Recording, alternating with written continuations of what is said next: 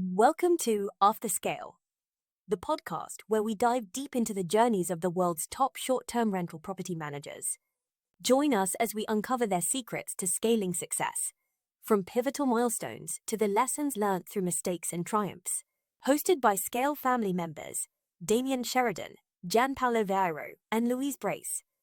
Off the Scale reveals what drives these leaders each day and the indispensable tools that propelled them to the top. Tune in for inspiring stories, actionable insights, and the ultimate blueprint for scaling your own short-term rental business. Hello, everyone, and welcome to the Off the Scale podcast, in which we interview the leading short-term rental property managers from around the world.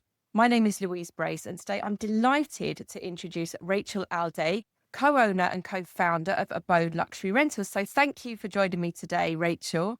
Thanks for having me. Now, Rachel, you're a luxury travel entrepreneur based in Utah. You work together with your husband and team, and you're managing a portfolio of bespoke luxury vacation rental homes in the gorgeous scenery of the Mountain West. Before we go back and we kind of really start at the very beginning of how you got into the luxury vacation rental business, can you kind of give us an overview of where you are today? So how many units you manage, kind of the size of your operation, your team? Sure. We manage just over 200 properties, and that's split between Park City, Utah, Jackson Hole, Wyoming, and Sun Valley, Idaho. We started our business 16 years ago in Park City, Utah. We expanded into Jackson Hole 11 years ago, and we just added Sun Valley a year ago.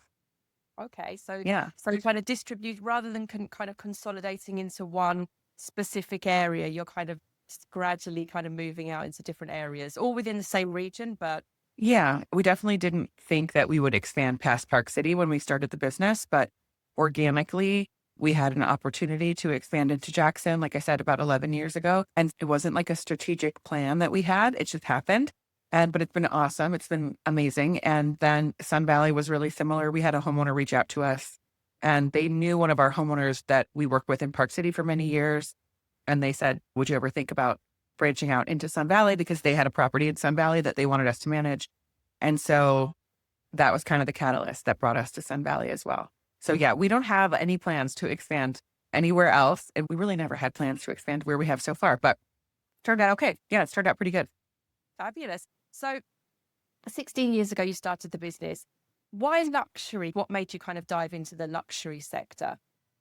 It started because when I met my husband, he had this condo in Deer Valley, which is like a more high-end area in the Park City area. It's its own ski resort. And he had a condo there, and he was renting it out with some of the other companies in town.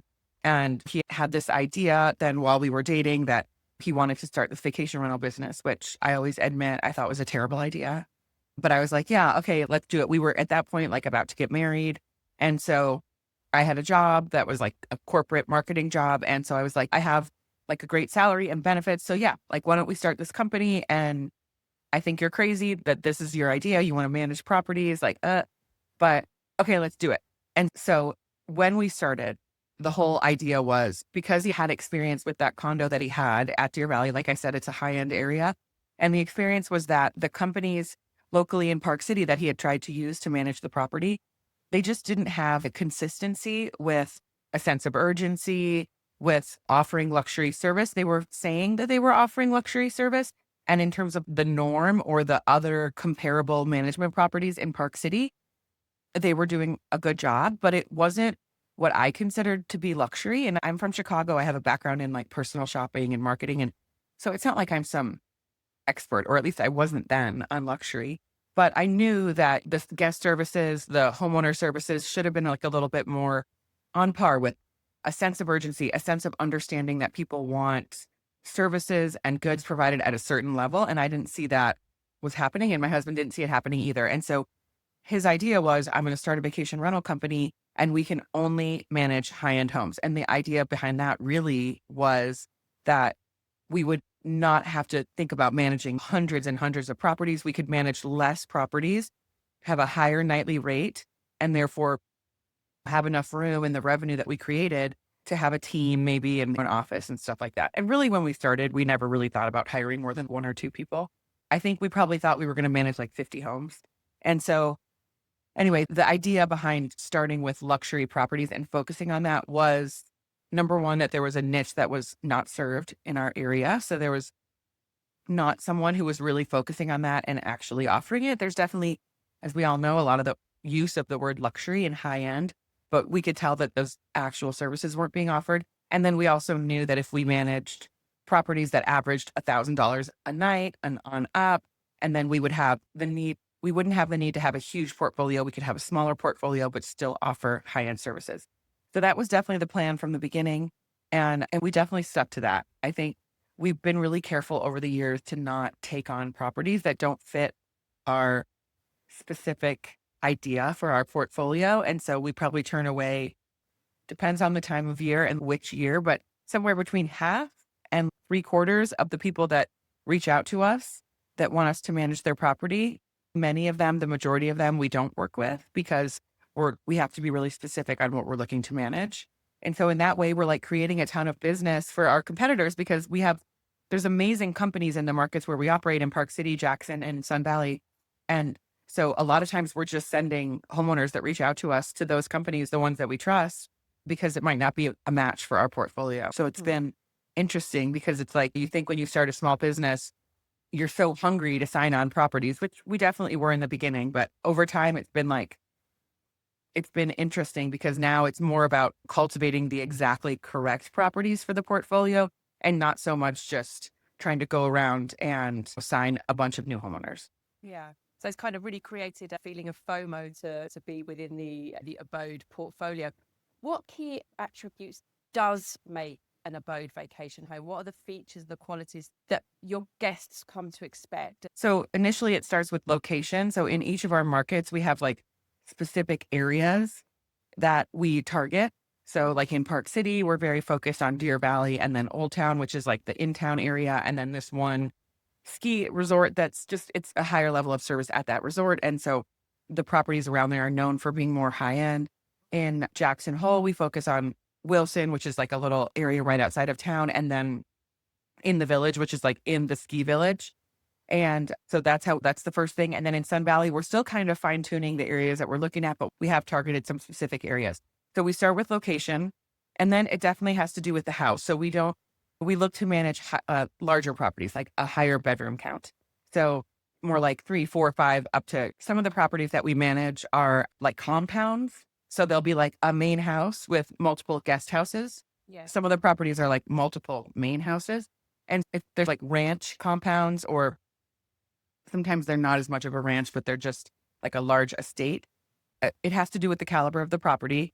And like I said, a lot of times we are looking for those higher bedroom counts. And it's not always that. Sometimes there can be a 3-bedroom property or even a 2-bedroom where, maybe it's a pet house on the top of a building in town, or maybe it has large square footage. Like maybe it's, 3,000 or 4,000 square feet, but maybe it has 3 bedrooms. But so it's some sort of an opulent property. We do look at like fixtures and furnishings and finishes to make sure that things are up the right level. We don't want to take on something that's really run down and that we can tell the homeowner doesn't understand or agree with our level of maintenance at a property. We wouldn't want to take that on because we know that it's just going to end with us not agreeing a lot of the time with the homeowner, because they'll be saying, hey, you need to upgrade this and that, and they won't want to.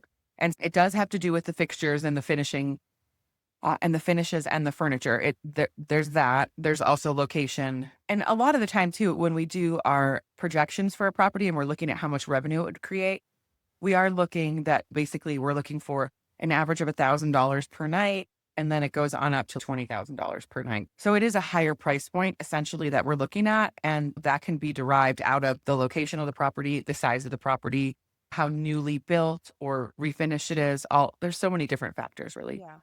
So higher level of quality, higher level of expectations from the guests. So exactly. Give me a little bit of an idea. Does the luxury stay differ in terms of what does the guest expect over and above just high quality accommodation?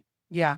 So I think there's probably some debate about this in the industry. So everyone might not agree with me, but I think that managing luxury properties and offering luxury service, a lot of it does come down to offering that high touch service for the guests. So to me, that means not so much automation. And Our business is a mom and pop shop. We are like a boutique operation for sure.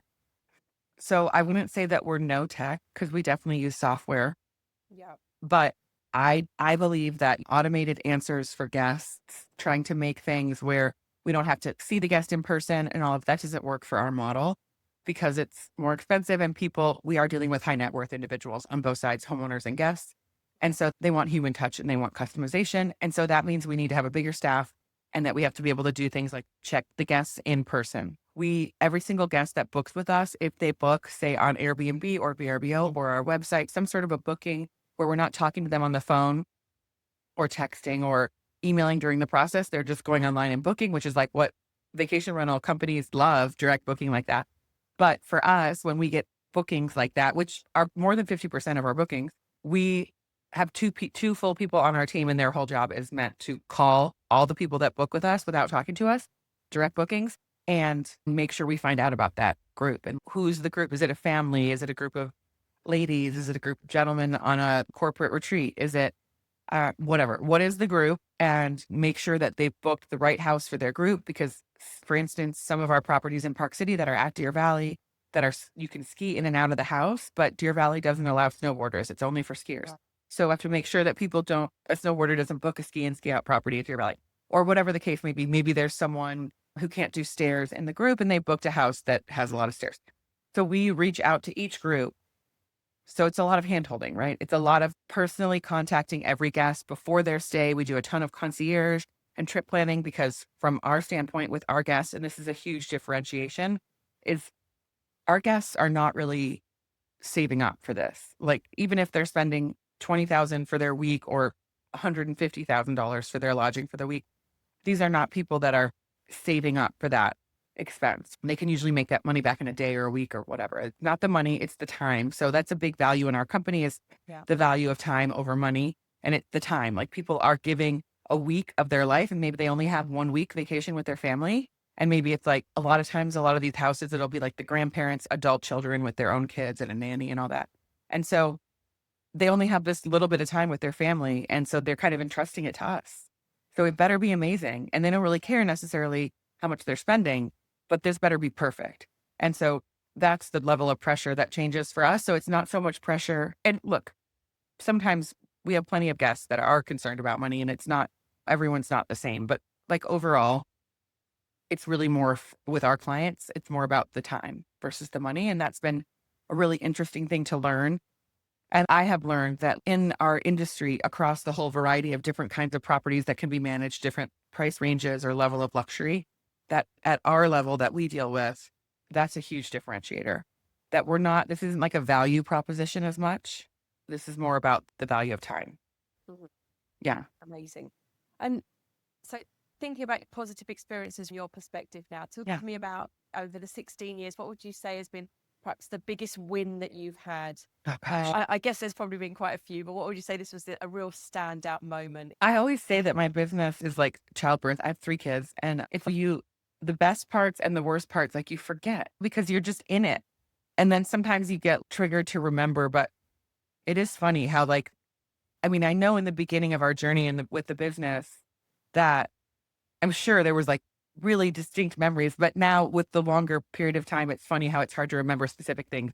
But I would say some of our biggest leaps were signing on some of these really amazing like ranch compound or estate kind of properties, because we would go and meet with the homeowner and we would be, number one, like so in awe of the property, right? Because we're so lucky we get to see just some of these amazing pieces of property that exist in the United States that most people will never even know that they're there. And they're just spectacular, right? Like I was just in Jackson Hole for the early part of this week, and I was at one of the ranch compound style properties that we managed doing some work. And we've been managing it for 8 years. And it still blows my mind every time I go there. It's just such an amazing, magical place. So I would say that some of those bigger properties, when we signed them on, we had to do the work to put together much more in-depth presentations regarding the revenue that would be created, but also the complexity that's involved with multiple properties, one house and multiple guest houses, how that's marketed and how that's cared for and how that's presented to the guest and experienced by the guest. I think those were some of the biggest moments for us because we really had to take a leap of faith that we could do it Yeah. and put so much effort with our team into the creation of the marketing materials for that and the presentations. And then once we would present to these homeowners who many times are like titans of business in the world, and you just feel so odd that you're even sitting in front of that person because it's like, who are we?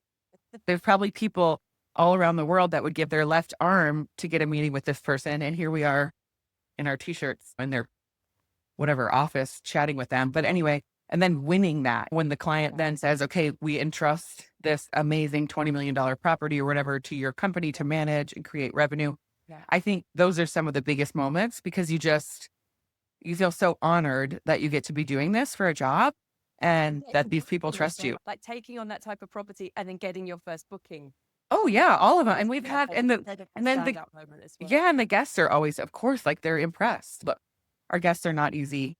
It requires a lot of hand holding and taking care of them, but the properties are amazing. And that does lead to guests leaving us really cool feedback about like how, oh my gosh, this is amazing. And I really kind of want to be like, I know, right? Isn't it amazing?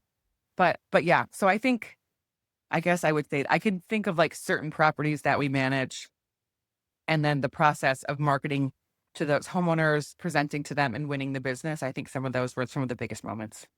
Fabulous. Yeah. In hindsight, is there anything you change about your scaling strategy? Is there perhaps a mistake that you've made along the way that you think, I'd do this differently the next time? Yeah, we're always changing everything and making mistakes all the time and like trying to learn. Let's see. We're working on stuff right now. So I would say we got to 100 properties in Park City. And I was like, that's it. We don't want any more properties in Park City. It's one in, one out. And then we were focusing on expanding in Jackson Hole. And we spent a few years really focusing hard on trying to expand Jackson Hole. So currently Park City is more, I think 130 something properties that we manage. Jackson Hole we manage, and this number is like ever changing, but I think around 45 in Jackson Hole. And then I think we're about 10 in Sun Valley. But clearly this idea that we were going to stay with 100 in Park City didn't stick. And I have learned over the last year or so, my husband and I have decided, hey, you know what? I think it's okay for us to fine tune our Park City portfolio and maybe let go end our contract with some of the homeowners that maybe aren't perfect fit for the portfolio or maybe aren't really nice to work with. And it's not worth it for the frustration it causes for our team. But that maybe we are going to be okay to grow a little more in Park City just because, you know what? There's more inventory that fits with what we're doing in Park City. And so that's where we can grow. And the rentals, there's more frequent rentals. The nightly rates are strong. And Jackson Hole has amazing properties and amazing nightly rates, especially in the summer, which is great because Park City's heavy in the winter. But you know what? Jackson Hole just has less inventory overall. So maybe we had to kind of take a step back and be like, look, why don't we stop beating our head against the wall and being so focused on growing in Jackson Hole? There's not as much inventory that fits. There's a lot of inventory that fits our portfolio, but there's overall just less inventory there. And so things like that, where we have one idea in the beginning and we're like, this is what we want to do next. And then we're like, wait, no, that wasn't the best play. And really it's because we're not experts. Like we just started doing this out of my husband's little idea and we've been learning all along. So every decision that we make, both my husband and I, we realize like we're not making that decision because it's the perfect decision or the exactly right answer. It's like what feels right in the moment, what we think based on our experience, and that we have to always be open to realize maybe we made a mistake and then how do we pivot and do the next thing. Yeah, cool. Okay. So you talked a little bit also about the fact that, you know, that you're a very hands-on team and you have to handhold your guests. Yeah. Some of your guests. But I guess you do need to use some kind of tools and software in your business. What would you say is kind of one of the tools that you couldn't live without? Breezeway. I adore Breezeway. My whole team adores Breezeway. I don't know how we did it. I know how we did it, but it wasn't pretty. Breezeway, like task management is amazing. We use it for guest communication right now as well. I think we're going to actually start using SendSquared for guest and homeowner communication soon. But Breezeway has been, I always tell anyone who asks me about software, I'm like, most of the software that we use or that we have used, I wouldn't say that it's like perfect. Almost any of the options, a lot of them are great, but maybe not quite perfect. But Breezeway has been the one that Breezeway is awesome. Yeah. Changer. Yeah. Brilliant. For sure. Yeah. And So also just to kind of diversifying our conversation, you've recently taken on the role as a member of the board of directors of the VRMA. Is that correct? I have, yeah. So congratulations on that. Thank Can you you. tell us a little bit about what that entails and where do you actually find the time to do that? Yeah, no, you're right. There is no time, but time is a problem in my life for sure. But just like my clients, right? It's like funny. I will never be as wealthy as our clients, and that's okay. But I do understand their need to manage their time because I am feeling the same. But with VRMA, it's funny because VRMA is something where my husband and I didn't even join VRMA like in the first few years when we started because we thought it was too expensive and we didn't understand enough about like why we needed to be part of it. Then we finally joined and we went to the first few conferences that we went to years and years ago. And I remember feeling like everybody knew what they were doing and they knew what they were talking about and they had all this lingo. And like, I was just, I didn't know anything. And even though we had been in the business for maybe a few years at that point, I remember just thinking, oh, it was like so over my head. And I didn't really meet that many people at the conferences we went to. I was like scared to talk to anyone. And anyway, so I think for me, coming from that and then now getting to the point where we've gone to enough conferences, we've been around the industry long enough, we know so many people, and then realizing like how crazy impactful it's been to be a part of VRMA as a member and to be a part of the conferences and like the huge benefit that we get as humans and as business owners in this industry by having friends with friends that work in our same industry do the same job that we do and all these vendors. It's been huge. And so for me, then when I heard that they were looking for people to join the board and someone from the current board had reached out to me to suggest maybe I could run. And I just thought it just felt really like the right thing to do because I felt like I had such a journey and I totally understand how maybe newer members would feel and how it's so hard to create connection in our industry because we're all so fragmented, but we need it. And so I understand like how important VRMA is and how it's just an organization that has to succeed that is so important to all of us. And I know that there's been like some people that have maybe not the best experience with VRMA lately, and there's been some changes. And it just seemed like something I thought, no, I don't have a ton of time, but yes, like I'm going to squeeze some out and find it for this because it's a really important organization. It's been so pivotal for me. And if now's the time when we can do some work to strengthen everything, I think I wanted Yeah. to be part of that. Yeah. That's amazing. It must be really cool to think that you're helping to shape the future of vacation rental industry in the US, certainly. Yeah. Final question. Yeah. What does scaling mean to you? For me, I think at the root of it, scaling means like growing your business, right? Like in our business, adding to your portfolio and adding to your list of leads of possible people that will book reservations.